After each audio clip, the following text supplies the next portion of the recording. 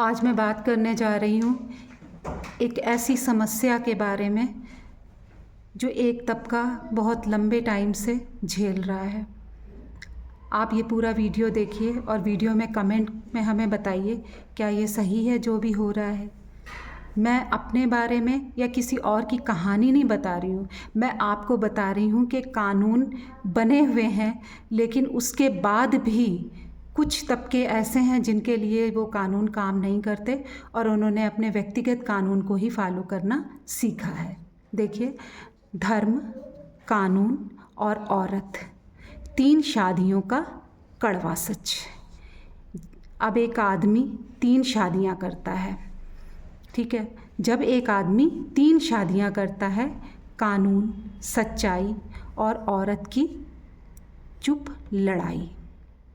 एक सवाल है, अगर एक आदमी 3 शादियां कर ले या 4 कर ले तो क्या ये परिवार उसका अधिकार या किसी और के अधिकार की कुर्बानी नहीं है? आप ही सोचिए एक बार। ये जो सवाल है मेरा कि अगर एक आदमी 3 या 4 शादियां कर ले तो क्या ये उसका अधिकार है या किसी और के अधिकार की कुर्बानी है? आज बात किसी व्यक्ति की नहीं, एक सोच और एक व्यवस्था की है। हमारे समाज में कई परिवार ऐसे हैं जहां एक औरत एक घर का सपना लेकर आती है, लेकिन फैसले कोई और लेता है। जब फैसला एक का हो और भुगतान दूसरे को करना पड़े तो इसे इंसाफ नहीं कहते। कुछ व्यक्तिगत कानूनों में एक से अधिक शादियों की अनुमति दी गई है, लेकिन शर्तों के साथ। शर्तें क्या क्या हैं? बराबरी की जाए, न्याय हो, पूरी जिम्मेदारी निभाई जाए। कानून इजाज़त देता है, लाइसेंस नहीं देता। ज़मीनी हकीकत क्या है? शर्तें क्यों टूटती हैं? भावात्मक बराबरी संभव है क्या? आर्थिक दबाव कितना होता है? समय और जिम्मेदारी का बंटवारा कैसे होगा? बच्चों की अनदेखी कितनी होती है? बराबरी कागज़ पर होती है, असल ज़िंदगी में नहीं होती। औरत और बच्चों का कितना असर पड़ता है? औरत और बच्चों पर कितना असर पड़ता है? सोच के देखिए।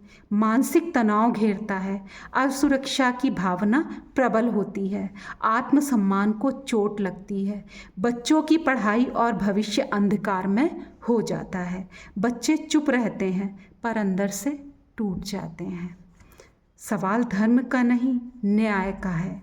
अगर एक आदमी 3 जिंदगियां संभाल नहीं सकता तो 3 शादियों का फैसला क्यों उसे यह इजाज़त मिली हुई है? जब वो 3 जिंदगियां नहीं संभाल सकता तो फिर 3 शादियों का फैसला क्यों? धर्म का अर्थ है दया, दबाव नहीं। समान नागरिक संहिता यूसीसी पर चर्चा हो रही है। एक देश, एक कानून, एक शादी, एक जिम्मेदारी, तलाक की स्पष्ट प्रक्रिया, भरण पोषण और बच्चों की जिम्मेदारी सुरक्षित। पर इसको भी पूरे देश में कहाँ लाया जा रहा है? केवल बात हो रही है बराबरी की। बराबरी किसी धर्म के खिलाफ नहीं होती। जब थक कर कोई औरत कोर्ट या पुलिस स्टेशन जाए तो वहाँ उसे सुनने को मिला, क्या मिला है सुनने को? कि मैं तुम्हारे धर्म द्वारा दी गई अनुमति है, ये जो तुम्हारे धर्म द्वारा दी गई अनुमति है इसमें मैं इंटरफेयर कैसे करूं?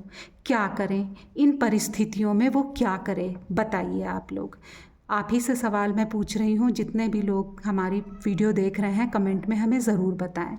जिस दिन औरत को भी फैसले में बराबरी मिलेगी उस दिन समाज सच में आगे बढ़ेगा। आज क्या सोचते हैं आप लोग आज क्या सोचते हैं? अपनी राय हमें कमेंट में ज़रूर बताएं और टिप्पणी करें कि आप इस बारे में क्या सोचते हैं। क्या प्रभाव पड़ता होगा उस औरत पे जिसकी पूरी ज़िंदगी आते ही कुछ दिनों बाद ही ख़त्म हो जाती है? और वो कौन सी? एक सुरक्षित नहीं, असुरक्षित ज़िंदगी जीने को मजबूर हो जाती है। ये मेरी कहानी नहीं है, आप इसको मेरी लाइफ से ना जोड़ें, लेकिन मैं उसकी बात कर रही हूँ जो समाज में आजकल बहुत तेज़ी से फैला हुआ है। ट्रिपल तलाक ख़त्म कर दी गई, लेकिन इसमें हो क्या रहा है? इसमें ये हो रहा है कि चलो अब अगर तलाक देंगे तो ये तो हम कानून के हिसाब से फंस जाएंगे, हमें जेल हो जाएगी। तो इससे अच्छा ये है कि हम दूसरी शादी क्यों ना कर लें, क्योंकि ये तो हमारा व्यक्तिगत कानून हमें इसकी परमिशन देता है। और जब हम दूसरी शादी कर लेंगे, तीसरी शादी कर लेंगे, तो जो हमने पहली करी है ना, वो हमने छोड़ देगी अपने आप, और हमें उसको कुछ भी नहीं देना पड़ेगा। तो समाज में इस तरह की बातें बहुत सारी फैल रही हैं। आप हमें कमेंट में ज़रूर बताइए कि इसके लिए क्या यूसीसी का आना ज़रूरी है या नहीं। Thank you.